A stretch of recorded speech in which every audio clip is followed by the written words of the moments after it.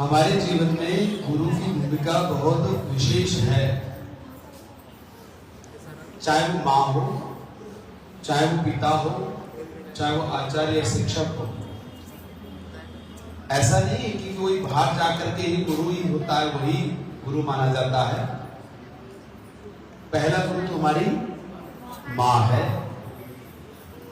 दूसरा पिता है, तीसरा नंबर है आचार्य का। इसलिए हमारे जीवन में और संसार में जब कोई चीज पैदा होती है तो वो तीन चीजों की बिना पैदा हो ही नहीं सकती। एक आचार्य, एक पिता और एक माँ। ये जब तीन मिलते हैं तो एक संतान कर पैदा होती है। क्यों? आचार्य संस्कार कराता है, पिता उस भूमि में बीज डालता है और उस भूमि उसका सृजन करती है। तो यानी जब जब आपको सृष्टि को चलाना है तब तब आपको दुनिया में तीन चीजें रखनी ही पड़ेगी। कौन कौन? मां, पिता और आचार्य। बिना आचार्य की संतान नहीं हो सकती। बिना उसके संस्कार के आप उस संतान को पैदा तो कर लोगे, लेकिन वो संस्कारित नहीं होगी। उसमें जो एक खुशबू आनी चाहिए, उसमें जो गुणवत्ता होनी चाहिए, उसमें जो क्वालिटीज होनी चाहिए, वो पैदा नहीं हो सकती। और वो कहां से पैदा होती है? जब ये तीन मिलते हैं। ईश्वर, जीव, प्रकृति मिलता है तो पूरी संसार बनता है। 17 स्तंभ तीन मिलते ही तो व्यक्ति की चिकित्सा सुलभ हो जाती है। यानी दुनिया में जो कुछ है वो किसमें है? तीन में है। और लोग कहते तीन तिगाड़ा काम बिगाड़ा। कहां से चली आई? किसने बोला होगा ये उन्होंने? जहां तीन मिलते हैं तो अमृत बरसता है, जहां तीन मिलते हैं तो सृष्टि पैदा होती है, जहां तीन मिलते हैं तो परमात्मा पैदा होता है, जहां तीन मिलते हैं तो एक परंपरा जीवित रहती है। और कहा कि तीन नहीं तो समाप्त हो गया तो जीवन। और यहां लोगों ने कहा अरे कौन कौन आए सगाई करने, कौन कौन गया? बोला फिर नहीं होने वाला।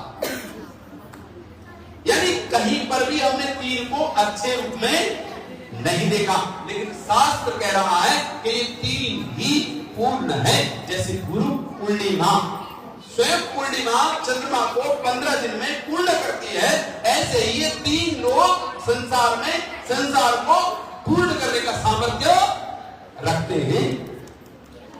इसलिए आज की इस गुरु पूर्णिमा को मनाना हम सबके लिए बहुत बड़ा गौरव की बात है। नहीं तो हम गुरु पूर्णिमा को मनाते हैं, लेकिन कैसे मनाते हैं? आप देख रहे हो कि कानों में मंत्र घूमते हैं। जब मैं वैष्णव साधु में गुरु दीक्षा लेने गया तो मेरे लिए छोटा सा पाइप तैयार किया कान से, उसके काम मेरे कान में डाला और उसने गुरु ने मंत्र फूंका, ओम रामाय नमः। लेकिन मेरे को पहली बार सुनाई नहीं दिया। मैंने गुरु जी सुनाई नहीं दिया। कोई बात नहीं, तो बात बता देंगे। मंत्र फूंकने का मतलब है विचार पैदा करना। मंत्र फूंकने का मतलब ये नहीं है। और मंत्र के द्वारा जिसको आपने पैदा कर दिया वो आपका शिष्य बनता है। तो इसलिए वो परंपरा नहीं। परंपरा कौन सी है? वेद की परंपरा है, यज्ञ करके परंपरा है। और यज्ञ के बाद हम सब मिल करके प्रसाद प्राप्त करें, ये परंपरा है। तो इस परंपरा को हम जब लेके चल रहे हैं, मुझे तो आदेश करते हैं कि आपको सबको बुलाना है और ड्यूटी लगती है मेरी कि फोन करें, मैसेज करें। सबको मैसेज करता हूं और शायद सबके पास मैसेज पहुंचता है कि नहीं है? देख लीजिए, सबको मैसेज किया, कुछों को कॉल भी किया। और देखिए हमारी यज्ञशाला इसका साक्षात प्रमाण है कि हम जब बुलाते हैं आप सब दौड़े दौड़े चले आते हैं। आप सब बहुत भाग्यशाली हैं और हम भी भाग्यशाली हैं कि आपको एक बार कहते हो आप सीधे आ जाते हैं। तो इसलिए आज आपने हमारा कहना माना तो गुरु पूर्णिमा तो सार्थक अपने आप हो गई। चलिए अब करते हैं संध्या, उस ईश्वर के नजदीक चलते हैं। चलिए सीधे बैठिए, मुश्किल से 5-7 मिनट का कार्य है। हाँ संध्या कर लेते।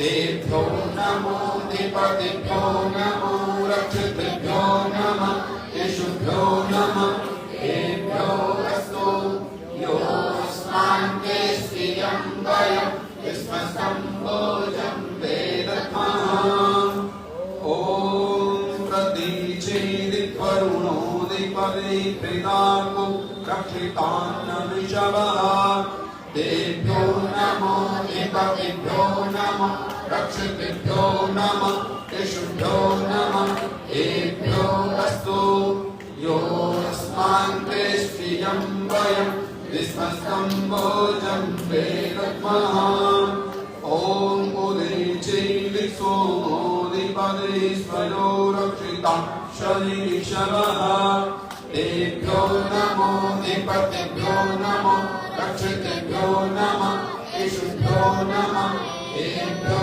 अस्तु योऽस्मान् केष्टियं वयं विस्मस्तं भोजं वेदमः ॐ ध्रुवारि विष्णुरधिपते कल्माशग्रीवो रक्षिता वेरुदकिशवः तेभ्यो नमो अधिपतिभ्यो नमो रक्षितभ्यो नमः येषुभ्यो नमः तेभ्यो अस्तु योऽस्मान् केष्टियं वयं विष्णुस्तम्भोजं वेदत्मः ॐ ऊर्ध्वादि बृहस्पतिरधिपते सिद्धो रक्षिता वर्षमिषवः तेभ्यो नमो अधिपतिभ्यो नमो रक्षितेभ्यो नमः ईशुभ्यो नमः तेभ्यो अस्तु योऽस्मान् वेष्टियं वयं विष्णुस्तम्भोजं वेदत्मः ॐ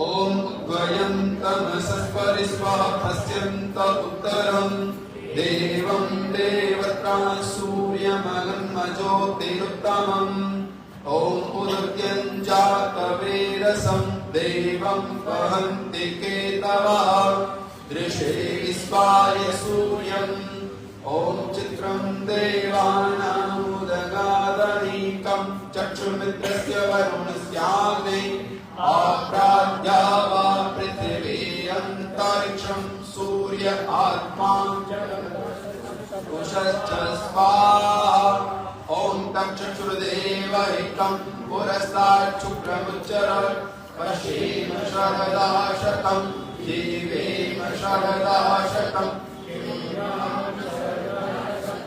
प्रभवाम शरदा शतमनीना श्याम शरदा शतं भूयश्च शरदा शतात् ॐ भूर्भुवस्वः तत्सवितुर्वरेण्यं भर्गो देवस्य धीमहि धियो यो न प्रचोदयात् हे ईश्वर दयानिधे भवत्कृपयानेन जपोपासनादिकर्मणां धर्मार्थकाममोक्षाणां सद्यसिद्धिर्भवेन्नः ॐ नमः संभवाय च मयोभवाय च नमः शङ्कराय च महेश्वराय च नमः शिवाय च शिवतराय च ॐ शान्ति शान्ति शान्ति। अब आपसे दो प्रार्थना करना चाहता हूँ। शांति पाठ करते हैं। उससे पहले गुरु पूर्णिमा है और कोई किसी को निवेदन वो नहीं कर रहे हैं, आदेश प्रार्थना कर रहे हैं।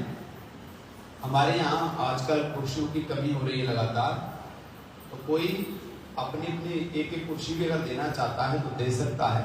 800-900 रुपए की कुर्सी आती है, तो ये कुर्सियों की व्यवस्था आप सबकी तरफ से हो जाएगी। जो भी अपनी तरफ से ये लगता है कि मैं देना चाहता हूँ, एक एक कुर्सी का अगर हम सब करते हैं तो अच्छी कुर्सी हो जाएगी, फिर बैठने की और सुविधा हो जाएगी। तो प्रार्थना है आप सबसे गुरु पूर्णिमा के उपलक्ष्य पर यही समझे कि हमारी दक्षिणा यही होगी। गुरु के लिए स्वैच्छिक है, अनिवार्य किसी के लिए नहीं है। और दूसरा 15 अगस्त का प्रोग्राम है, शाम को ही होगा और अपने बच्चों को जरूर भेजें आप। हमारे पास अभी 25-30 बच्चे लगातार आ रहे हैं। अपने बच्चों को भी भेजो, तैयारी कराते हैं और बच्चे ही सारे कार्यक्रम का आयोजन करते हैं। यही मंच आदि संभालते हैं, जैसे आज बड़े कर रहे हैं वैसे ही ये छोटे बच्चे भी उसी प्रकार से करते हैं। तो ये आप सबके लिए गौरव की बात रहेगी कि हमारे बच्चे खुद कार्यक्रम करें, इनको ये चीजें सिखानी है। इसलिए प्रार्थना है, आपकी मर्जी है।